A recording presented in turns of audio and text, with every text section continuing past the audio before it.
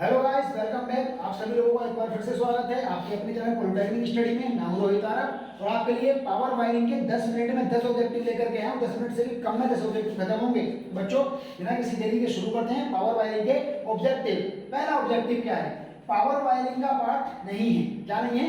Power wiring का part इनमें से कौन सा नहीं है? चार ऑप्शन आपको मिलेंगे, आपको नहीं पे कंसीडर करना है। इन चार ऑप्शन में से जो भी आपको पावर वायरिंग का पार्ट नहीं लगता है वो हमारा सही आंसर होगा। जल्दी से पढ़ लेंगे option. Bushing, power socket, 5 ampere socket या फिर बी और सी दोनों। तो बच्चों आपको बताऊं, बुशिंग तो वो होता है जिसमें आपकी कंड्यूट बॉक्स में घिसी जाती है। पावर सॉकेट भी पावर वायरिंग का पार्ट होता है, भले से वो अलग बात है कि लगाया जाता है इंटरनल वायरिंग में, लेकिन एक्चुअली ये भी आपकी पावर वायरिंग का पार्ट होता है। इसीलिए हमारे पास केवल इकलौता ऑप्शन बचा, वो है 5 एम्पियर का सॉकेट, क्योंकि ये हमारा इंटरनल वायरिंग का पार्ट होता है। इसका आंसर सही हो गया सी, पहले का सी। दूसरा क्वेश्चन पढ़ लेते हैं बच्चों, बिना किसी देरी के। पावर वायरिंग की जाती है, पावर वायरिंग कहाँ की जाती है? आंसर करो। पहला ऑप्शन है दीवारों पर, दीवार के भीतर, सीलिंग पर, ऑल ऑफ दीज, या फिर कहीं भी। जल्दी जल्दी आंसर करो बच्चों का, एकदम कमेंट में आंसर करो। जल्दी क्या आंसर है आपका? कमेंट में आंसर करके बताओ, फिर आपका आंसर पढ़ते हैं हम लोग। वीडियो को पॉज कर दिया करो, आंसर किया करो, फिर आंसर देखा करो कि हमारा सही गया या गलत गया। आंसर देख लेते हैं। पावर वायरिंग कहाँ की जाती है? पावर वायरिंग दीवारों पर की जाती है। दीवारों के भीतर नहीं होती, ना छत पर होती, ये केवल दीवारों के ऊपर ओवर द सरफेस की जाती है। इसको हम सरफेस कंड्यूट वायरिंग भी कह सकते हैं। अगला, पावर वायरिंग में यूज नहीं होता है। इनमें से पावर वायरिंग में क्या यूज नहीं होता है? तो बच्चों आप लोगों को पता ही है कि पावर वायरिंग में क्या क्या मटेरियल यूज होते हैं, उसके बारे में ऑलरेडी डिस्कशन किया जा चुका है। अगर आपने वो क्लास नहीं देखी है तो जाकर प्लेलिस्ट में पावर वायरिंग की सारी क्लासेस देख लेना पहले। चलिए, सैडल, सैडल का यूज होता है पावर वायरिंग में। लोकनट, लोकनट का यूज बुशिंग वगैरह के साथ किया जाता है। गुल्ली, गुल्ली का यूज भी पावर वायरिंग में किया जाता है। तो हमारे पास आंसर हो गया बी, नन ऑफ दीज। मतलब इसमें से एक भी ऑप्शन ऐसा नहीं है जो हमारे आंसर को सही कर दे कि इनमें से सारे के सारे यूज होते हैं, इसलिए इनमें से एक भी ऐसा नहीं जो यूज नहीं होता हो। क्लियर?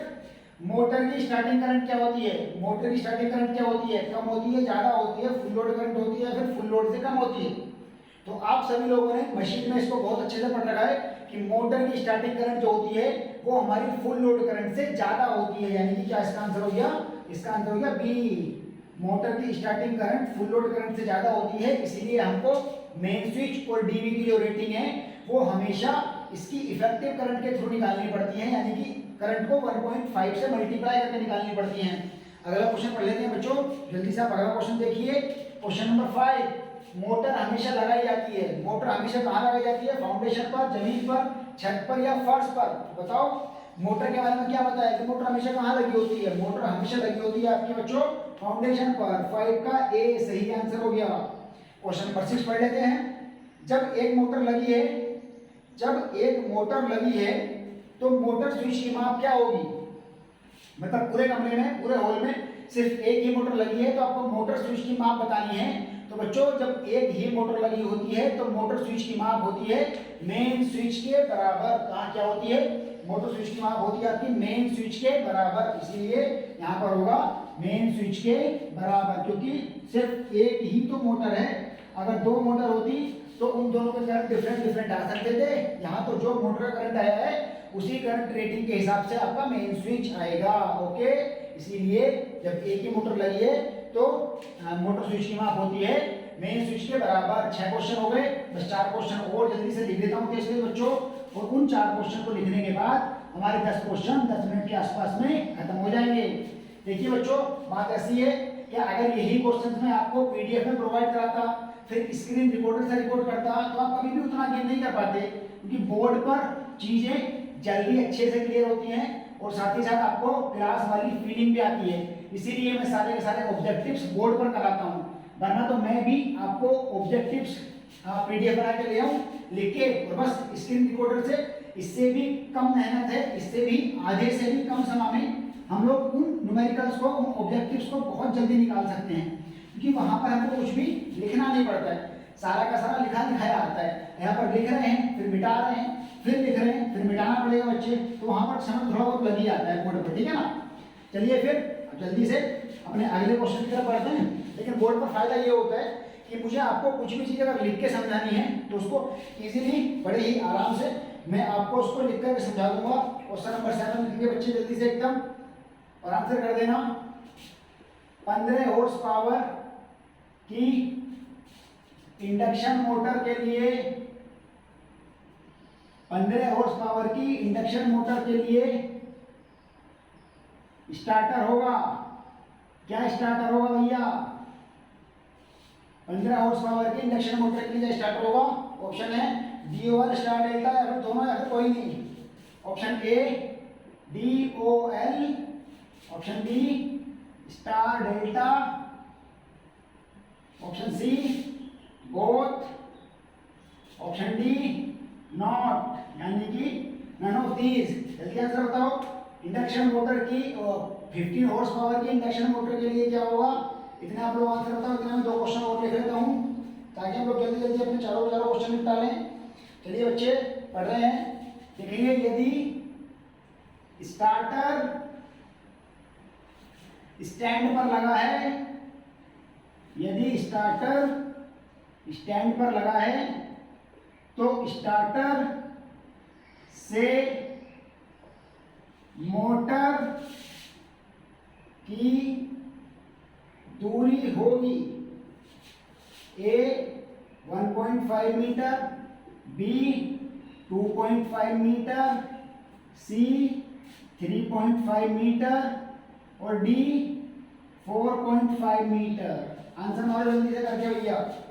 क्वेश्चन नंबर 9 पढ़ लेते हैं। क्वेश्चन नंबर 9 लिख लेते हैं जल्दी से बच्चों। क्वेश्चन नंबर 9 क्या है आपका कि डीबी से निकलने वाले किसी भी सर्किट में मैक्सिमम कितनी मोटर लगाई जा सकती हैं? डीबी से निकलने, नोट करते जाओ, वाले किसी भी एक सर्किट में कितनी मोटर लगाई जा सकती हैं? लगाई जा सकती हैं। ऑप्शन ए 1, बी 2, सी 3 और डी 4। चलिए क्वेश्चन नंबर 10 भी कर लेते हैं साथ ही साथ, फिर आपको इन 4 क्वेश्चन के आंसर एक साथ दे दूंगा जल्दी से मैं एकदम बच्चों। देखिएगा क्वेश्चन नंबर 10 है भैया कि जनरली मेन स्विच को लगाया जाता है, जनरली मेन स्विच को लगाया जाता है, जनरली मेन स्विच को लगाया जाता है। कहाँ लगाया जाता है जनरली मेन स्विच को? ए ऑप्शन है भैया हमारा, जनरली मेन स्विच कहाँ लगा होता है? दीवार पर। बी ऑप्शन है स्टैंड पर, सीलिंग पर, फर्श पर। दीवार पर, स्टैंड पर, सीलिंग यानी कि छत पर और नंबर डी फर्श पर। चलिए भाई जल्दी से आंसर मारते हैं आप लोग जल्दी से। 15 हॉर्स पावर की इंडक्शन मोटर के लिए स्टार्टर कौन सा यूज किया जाता है? आप लोगों को पता है 5 से 20 हॉर्स पावर तक कौन सा स्टार्टर होता है? कौन सा होता है? कौन सा होता है? स्टार डेल्टा होता है। क्या होता है? Star delta. समझ में आई बात? इसलिए इसका आंसर है डी। बिल्कुल फटाफट आंसर किया करो एकदम एकदम रफ्तार से। स्टार्टर स्टैंड पर लगा है तो स्टार्टर से मोटर के बीच की दूरी कितनी होगी? जब स्टार्टर स्टैंड पर लगा होता है तो हम दीवार से ऑलरेडी 1 मीटर आगे आ चुके होते हैं और स्टार्टर और मोटर के बीच की दूरी होती है 1.5 मीटर। यही अगर स्टार्टर दीवार पर लगा होता दूरी होती 2.5 मीटर। अगला डीबी से निकलने वाले किसी भी सर्किट में कितनी मोटर लगाई जा सकती है? डीबी से निकलने वाले किसी भी सर्किट में केवल और केवल एक मोटर लगाई जा सकती है। ओनली वन, एक सर्किट एक motor, that's all. Generally main switch को कहाँ लगाया जाता है? जनरली मेन स्विच को लगाया जाता है बच्चों दीवार पर एक बोर्ड लगा के, दीवार पर एक आयरन प्लेट लगा के, आयरन का बोर्ड लगा करके मेन स्विच को लगाया जाता है। इस प्रकार से हमने अपने पावर वायरिंग के 10 बहुत ही ज्यादा जरूरी सवाल निपटा लिए बच्चों। डेली 9 बजे आपकी लाइव क्लास होती है, सुबह मॉर्निंग में 9 बजे आप आइए, लाइव क्लास लीजिए। साथ ही बच्चे अगर आप हमारे चैनल पर पहली बार क्लास देख रहे हो तो सब्सक्राइब कर लेना। EEE का पूरे यूपी में सबसे बेस्ट कंटेंट प्रोवाइड करता हूँ। साथ ही साथ आपको इलेक्ट्रिकल के बाकी के सब्जेक्ट्स के भी नोट्स और क्लासेस मिलती रहेंगी। आपको नोट्स या क्लासेस के टाइमिंग जानने के लिए आप मुझे व्हाट्सएप कर सकते हैं, या फिर हमने व्हाट्सएप ग्रुप बनाए हुए हैं जिनका लिंक डिस्क्रिप्शन में दिया हुआ है। साथ ही साथ आप हमारे टेलीग्राम चैनल को भी ज्वाइन कर सकते हैं। थैंक यू बच्चों, क्लास को पूरा देखने के लिए। अगर आप पहली बार आए हैं तो चैनल को सब्सक्राइब किए बगैर बिल्कुल मत जाइएगा, और साथ ही साथ वीडियो को लाइक कर देना अगर अच्छा लगा है तो। और वीडियो में सारे के सारे बताओ क्वेश्चन कैसे मजेदार थे ना। Guys, thank you so much.